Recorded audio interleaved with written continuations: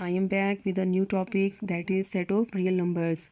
तो बच्चों, real numbers के नाम से ही ज़ाहिर हो रहा है कि ये ऐसे नंबर होंगे जो रियल लाइफ में एग्जिस्ट करते हैं। तो यकीन बिल्कुल बच्चों, ये ऐसे ही नंबर हैं जो हमारी जो रियल लाइफ में एग्जिस्ट करते हैं। ठीक है। तो कुछ बच्चे सोच रहे होंगे कि तो फिर और कौन से ऐसे नंबर होते हैं जो रियल नंबर्स नहीं होते हैं। तो बच्चों, वो इमेजनरी नंबर्स होते हैं। ग्रेड 9 से अबव जो बच्चे हैं वो उनके लिए मतलब वो वाकिफ़ होंगे इमेजनरी नंबर से। तो हम किसी दिन जो है इमेजनरी नंबर को डिस्कस करेंगे। फ़िलहाल हम अपने टॉपिक की तरफ आते हैं। सेट ऑफ रियल नंबर्स क्या होता है? सेट ऑफ रियल नंबर्स कहता है कि set of rational numbers union set of irrational number होता है। यानी अगर आप रैशनल नंबर्स और इरेशनल नंबर्स को कंबाइन कर दें तो वो क्या बनाते हैं? रियल नंबर्स बनाते हैं। तो इसका मतलब है कि हमें सेट ऑफ रियल नंबर्स क्या होते हैं वो भी मालूम होना चाहिए, और सेट ऑफ इरेशनल नंबर्स क्या होते हैं वो भी हमें मालूम होना चाहिए। ठीक है बच्चों। तो हम सबसे पहले हम रैशनल नंबर की तरफ आते हैं कि रैशनल नंबर क्या होता है।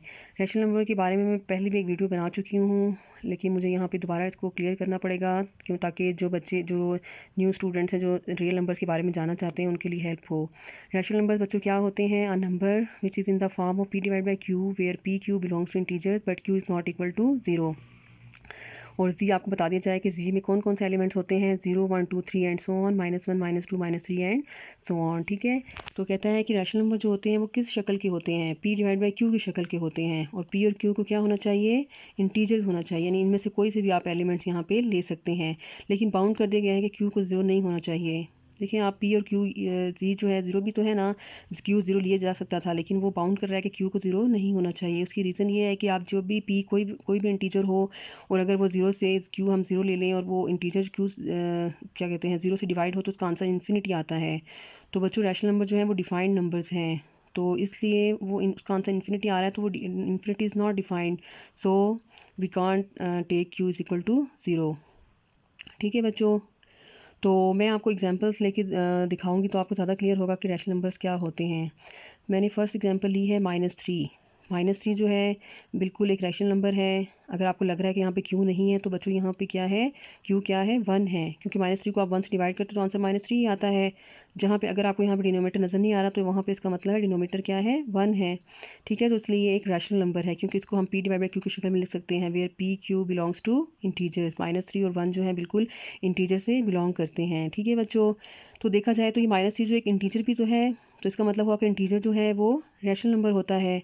ठीक है ना, क्योंकि वो p डिवाइड बाई q की शक्ल में आपको शो हो रहा है।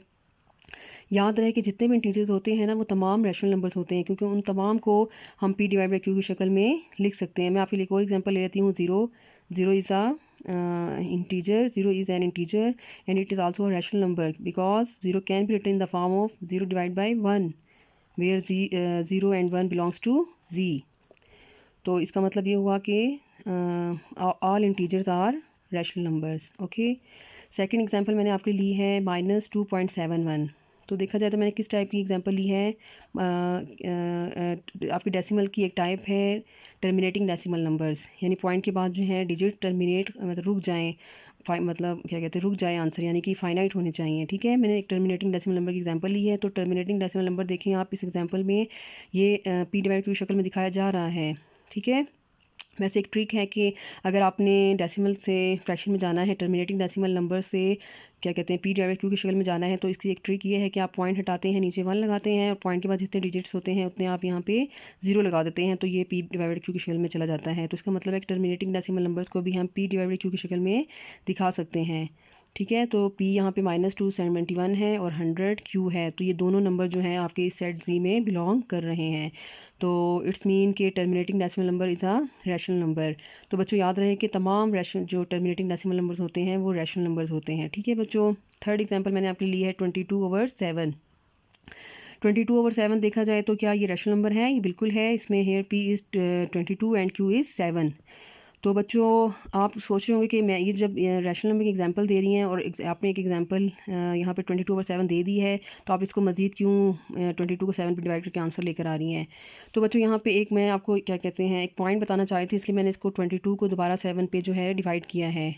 अदरवाइज़ एग्जांपल दी जाए तो 22/7 is an example of rational number. लेकिन मैं आपको यहाँ पे एक बात बताना चाहती हूँ, 22 को आप 7 पे डिवाइड करेंगे तो आंसर आता है 3.142857।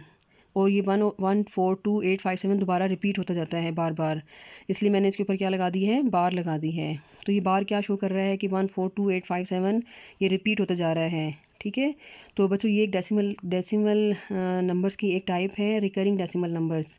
रिकरिंग डेसिमल नंबर का मतलब है कि पॉइंट के बाद जो डिजिट्स हैं वो जारी हैं, वो इनफाइनाइट हैं, लेकिन वो एक पर्टिकुलर ऑर्डर से रिपीट हो रहे हैं, तो उनको ऐसे डेसिमल नंबर को रिकरिंग डेसिमल नंबर्स कहते हैं। और आप देख रहे हैं कि ये एक रिकरिंग डेसिमल नंबर है, उसको हम p/q की शक्ल में दिखा सकते हैं। ठीक है, लेकिन अगर आप कहते हैं कि रिकरिंग डेसिमल नंबर से आप हमें फ्रैक्शन में लेके जाना सिखाएं, तो मैं डायरेक्ट जिस तरह से मैंने आपको यहाँ पे एक ट्रिक बताई थी वो मैं यहाँ पे बिल्कुल भी आपको नहीं बता सकती हूँ। ये पूरा एक मेथड है जिसकी मेथड से आप जो है यहाँ p/q की शक्ल में जा सकते हैं। ठीक है, वो हम नेक्स्ट टाइम किसी दिन इसको हम डिस्कस करेंगे। तो बच्चों आपने इसमें देखा कि रिकरिंग नंबर है जो है वो p/q की शक्ल में दिखाया गया है। तो याद रहे कि जितने भी रिकरिंग डेसिमल नंबर्स होते हैं ना, वो तमाम जो है p/q की शक्ल में दिखाए जा सकते हैं। So all recurring decimal numbers are also rational numbers. Fourth मैंने एग्जांपल ली है होल नंबर्स की। तो तमाम होल नंबर्स भी क्या होते हैं, रैशनल नंबर्स होते हैं। होल नंबर्स कौन कौन से होते हैं, 0 1 2 3 एंड सो ऑन। तो ये तमाम जो नंबर्स हैं वो हम फ्रैक्शन की p/q की शक्ल में दिखा सकते हैं। ठीक है बच्चों, अच्छा इसके बाद हमने ये फाइंड आउट किया कि q जो है, जो सेट ऑफ रैशनल नंबर है वो किसके इक्वल होता है, z union set of terminating decimal numbers union set of recurring decimal numbers. यानी इन तीनों सेट का अगर यूनियन ले तो वो सेट ऑफ रैशनल नंबर बनाता है। इसमें आप इन तीनों सेट में कोई ऐसा रैशनल नंबर नहीं है जो स्किप हो गया हो, ये तमाम रैशनल नंबर जो आते हैं ना वो इसमें कवर हो रहे हैं। ठीक है बच्चों, तो मैंने आपके लिए यहाँ पे होल नंबर एक एग्जांपल ली है, उससे मैं आपको एक बात समझाना चाह रही थी कि कुछ बच्चे शायद ऐसा सोच सकते हैं कि होल नंबर्स भी तो रैशनल नंबर्स होते हैं। तो आपने यहाँ पे होल नंबर का जो सेट नोटेशन है वो W है, तो आपने यहाँ पे W union Z union set of terminating, मतलब ये ऐसे आपने यहाँ पे W यूनियन को क्यों यहाँ पे शो नहीं किया है। तो बच्चों जो होल नंबर्स हैं वो जी के अंदर लाई कर रहे होते हैं, यानी कि सेट ऑफ होल नंबर जो है वो सबसेट ऑफ जी है। तो जब वो होल नंबर इसके अंदर लाई कर रहे हैं तो अलग से हमें डब्ल्यू कह के मतलब शो करने की ज़रूरत नहीं है, क्योंकि वो उसके ऑलरेडी इसके अंदर लाई कर रहे हैं। इसी तरह होल नंबर्स के अलावा भी जो मतलब सेट्स हैं, फॉर एग्जांपल इवन नंबर्स हो गया, प्राइम नंबर्स हो गया, वो तमाम जो है वो जी के सबसेट हैं, यानी वो तमाम एलिमेंट जी के अंदर लाई कर रहे होते हैं, इसलिए उनको अलग से यहाँ पे शो करके दिखाने की ज़रूरत नहीं है। ठीक है बच्चों, तो मेरे ख्याल से आपको ये बात क्लियर हो गई होगी। रैशनल नंबर्स आपको क्लियर हो गया होगा। अब हम आते हैं इररेशनल नंबर्स की तरफ। इररेशनल नंबर क्या होता है, ये काफ़ी इजी है, क्योंकि अगर आप रैशनल नंबर समझ चुके हैं तो आपके लिए इररेशनल नंबर समझना मुश्किल नहीं है।